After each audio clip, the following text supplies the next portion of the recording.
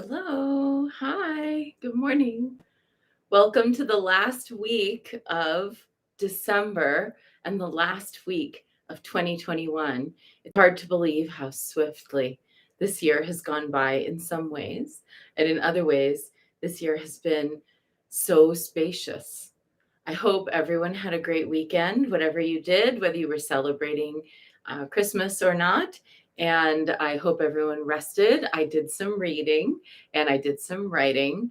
And I am going to be announcing the applications for 2022 temple pilgrimages to mandala members of the temple today.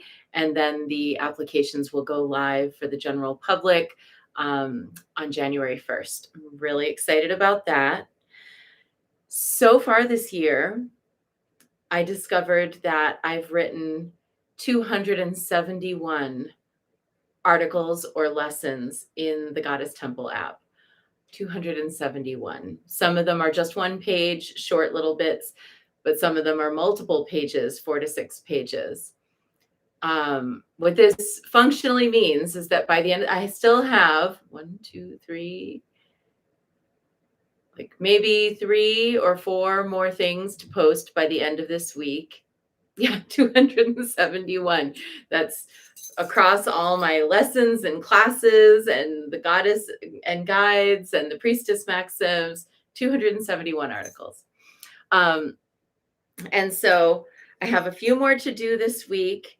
And what this will mean is that with very few exceptions, there's just a few things more that are kind of waiting in the wings for 2022.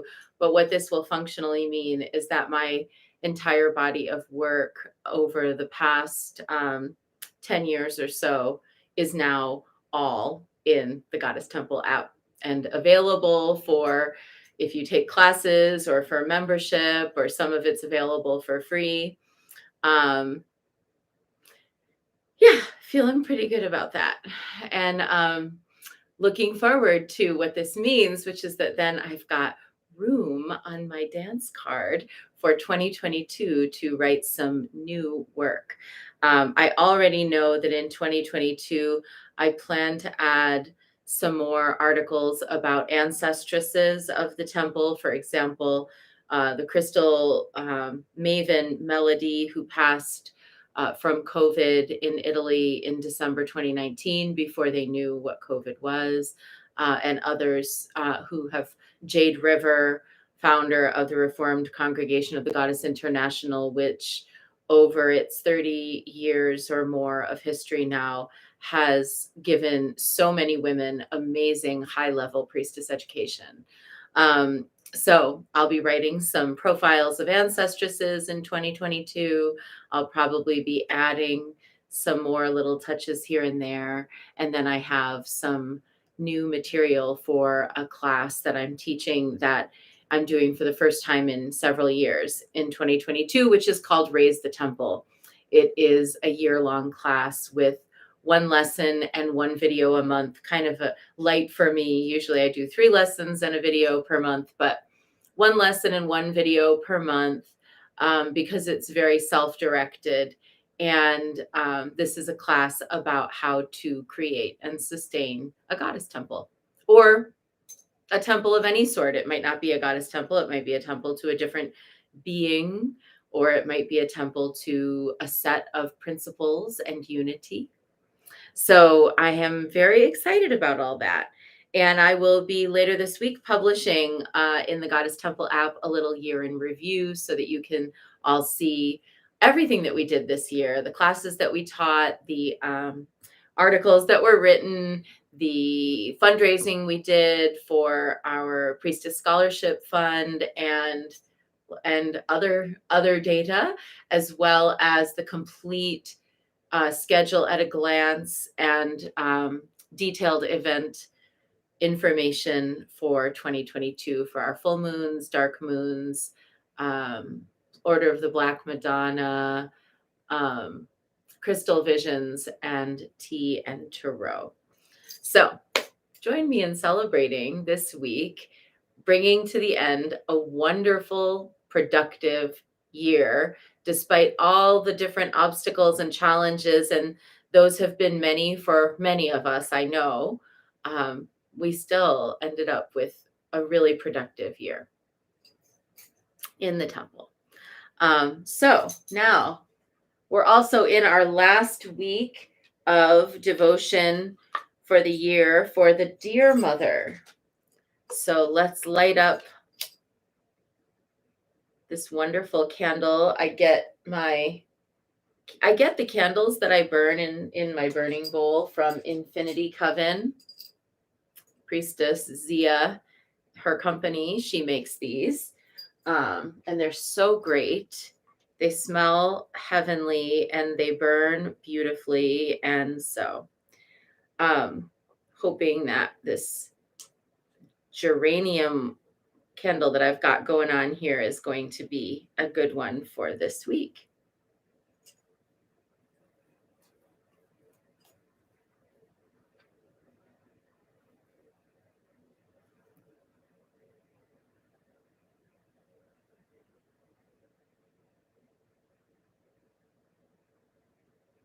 Burning a little of my oak moss.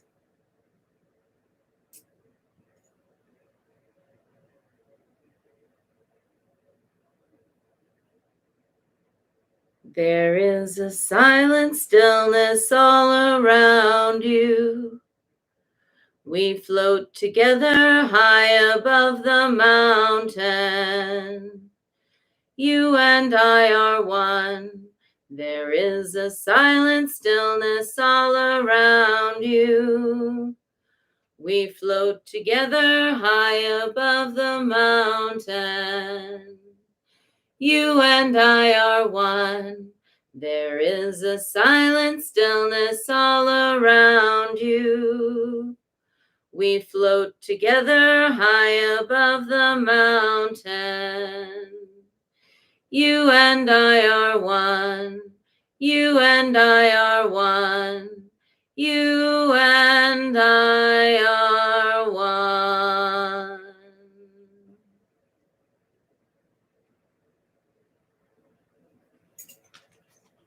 And it's also our last week working with the Wild Goddess Oracle by Amy Zerner and Monty Farber.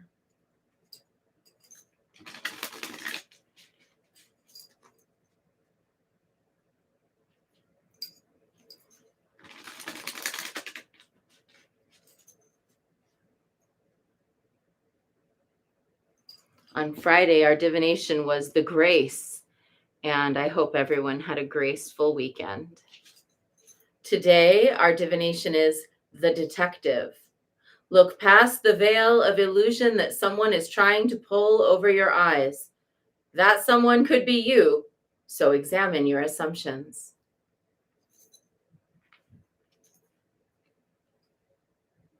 The detective, number 39. I really appreciate when a deck has all of the different flavors of experience represented in it, not only the positive and cheerful, but also the insightful and sometimes that which forces us to confront uncomfortable things. The detective's many investigations have led her to notice patterns. Before her is the flash of a revelatory ray. Let me show you. See it here. Okay. And here. Before her is the flash of a revelatory ray, bringing news from on high that there is something important hidden in the rocks. And this information will enable her to enter a new dimension that is now opening up right before her eyes.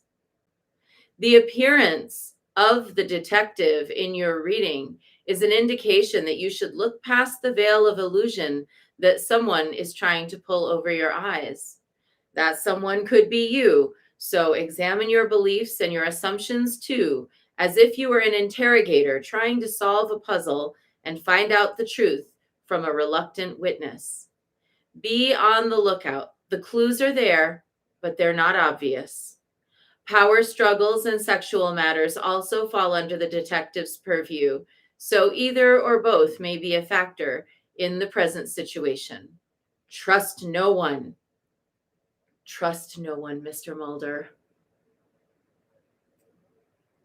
Then the ritual for revelation is to charge a glass of water on a windowsill with a piece of clean amethyst in it. And that would have to be a tumbled amethyst, not an amethyst in matrix. Don't put a rough amethyst don't put a rough amethyst in your water. Has to be smooth and tumbled, no holes in it. And put it on the windowsill in the moonlight if possible. Well, we have a darkening moon, so it's not super moony here, but in the morning, remove the crystal and face the sunlight while drinking the water. Close your eyes and imagine a beautiful lotus opening from a bud into a mature open flower. See it unfolding in the center of your forehead between your eyes, the place where the mystical third eye is found. And recite the following 9 times.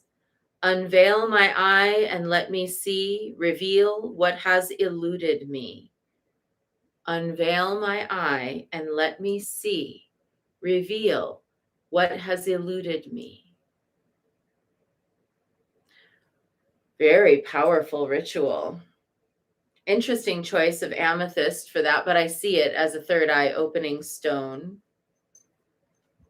I think if I were going to suggest a crystal for revealing truth, it might be something more like Himalayan quartz or tiger's eye, but be that as it may, everybody has their own recommendations. I want to talk about a different, there's obviously the interpretation of the detective, like, okay, if you're a parent, pay a little special extra attention to what your kids are doing this week. Who are they talking to online? Those kinds of things. If you're, feeling like your partner's not been very attentive, pay closer attention to what's going on. If you have a friend who's acting weird, pay attention. You get the drill. But I want to offer another revelation of this potential, which is to be the Turton, the treasure revealer. In Tibetan practice, we actually have a belief in people who have the unique capability of being able to find and uncover buried and hidden texts. And it's believed that Padmasambhava and Yeshe Tsogyal and other Buddhist masters over the years have written and hidden numerous texts that were meant to then be revealed later. In fact, one of the most famous of these is the one that we're going to be doing in January as a temple every day in our practice, which is the Heart Sutra. The Heart Sutra is said to have been written by Nagarjuna,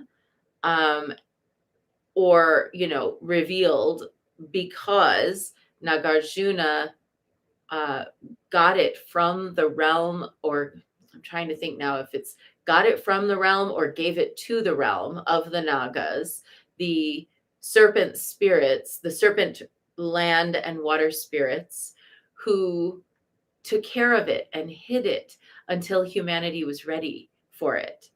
So the Heart Sutra is a terma, a hidden treasure. And it's believed that all over Tibet, in rocks, caves, and crevices, there are these texts, and that you could just be walking by a place and all of a sudden feel mysteriously drawn towards something, move a rock, and find a scroll. And it would be an ancient text that had been deliberately hidden.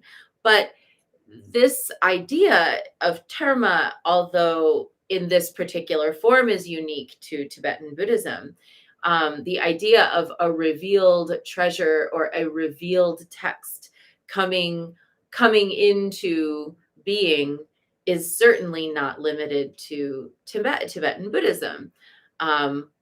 Whether it's the idea of a message in a bottle, whether it's the idea of a channeled message that came from another dimension, whether it's a witchcraft grimoire that is found rolled up in someone's attic and secreted away after 100 years, or whether it's some other type of um, document or body of work that came through so suddenly, perfectly, and mysteriously in its moment that it feels like the universe was looking out for us. That's a terma. That's a treasure. And to be the detective is to reveal those types of treasures. So, for example, Vicky Noble talking about how she and Karen Vogel basically channeled the Mother Peace Oracle. It came through the paintings, the words, the visions, the archetypes came through in a sudden, deep rush.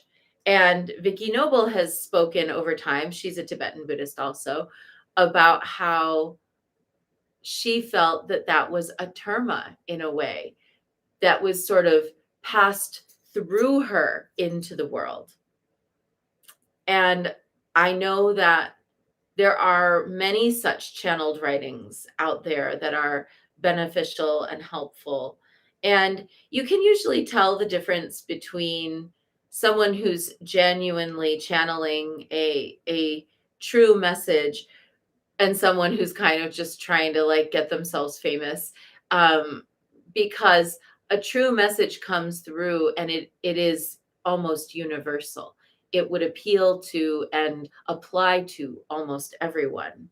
um, the kind of more fantasy fiction that we see written as if it were channeled is often beautiful and imaginative and evocative, but not exactly channeled.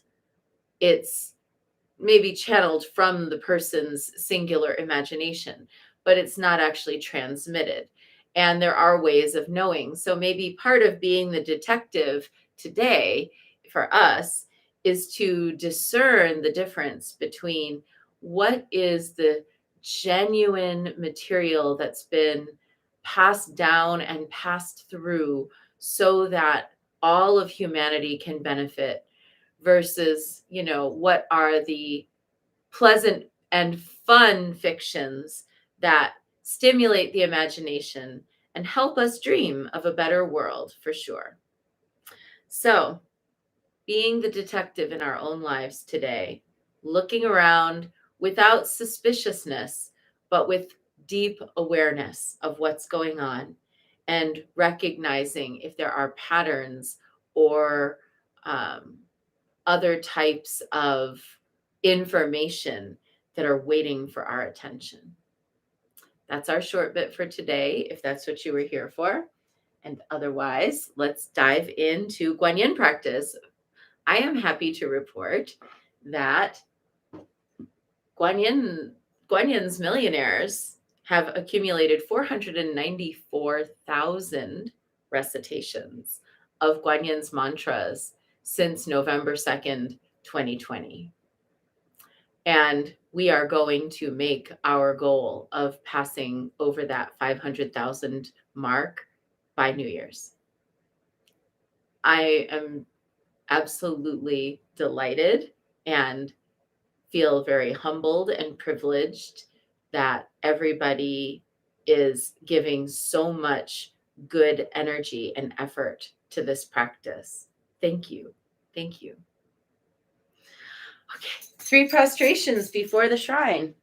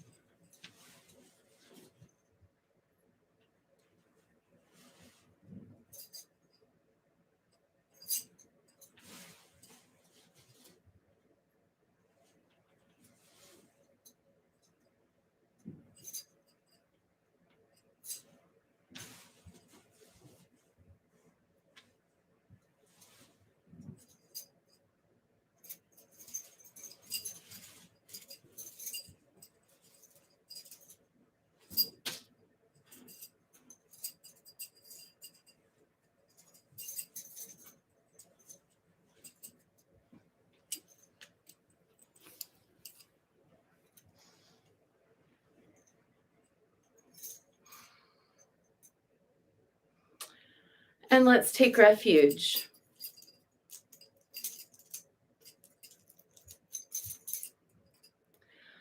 Namo Guru Be.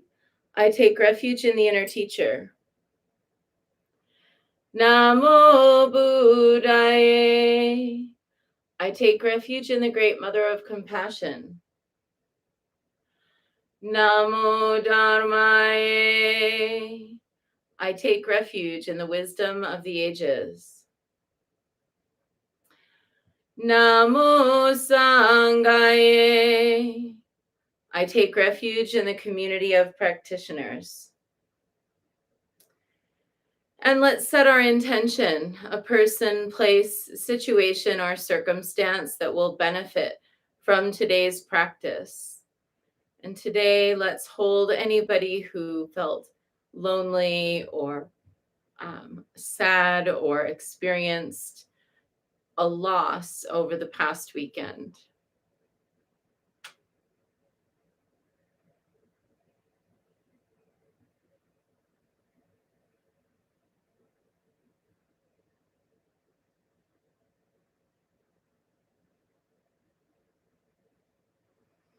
And let's recite the Four Immeasurables. May I be a source of loving kindness in this world and all worlds, bringing a generous heart to all my thoughts and doings. May I be a vehicle of compassion in this world and all worlds, ever mindful and aware of the tremendous suffering of others. May I be a brimming vessel of joy in this world and all worlds, delighting in the happiness of others as their suffering is alleviated. May I be a balance point of equanimity in this world and all worlds, seeing all as equals and all as deserving of goodness.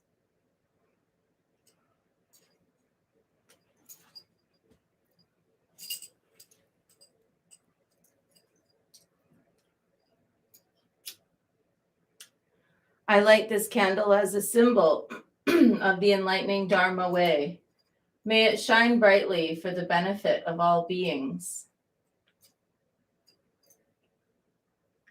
I light this incense as an offering to Guan Yin, she who hears the cries of the world, mother of all.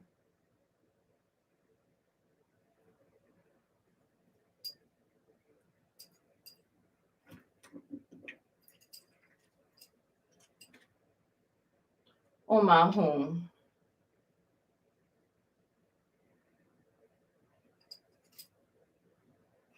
Omahum. Omahum. Omahum. Omahum. Omahum. Omahum.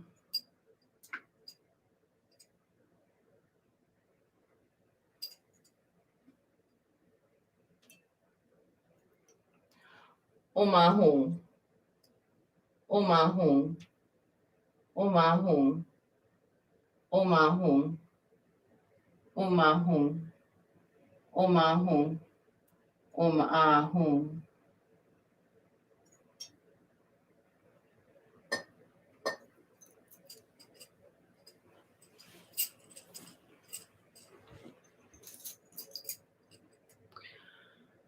Reverently, I prostrate with my body, speech, and mind and present clouds of every type of offering, actual and virtual. I confess all my destructive actions accumulated since beginningless time and rejoice in the meditation of all holy and ordinary beings. Please, Guan Yin, remain until the end of samsaric existence and turn the wheel of Dharma for sentient beings. I dedicate my own merits and those of others to the great enlightenment.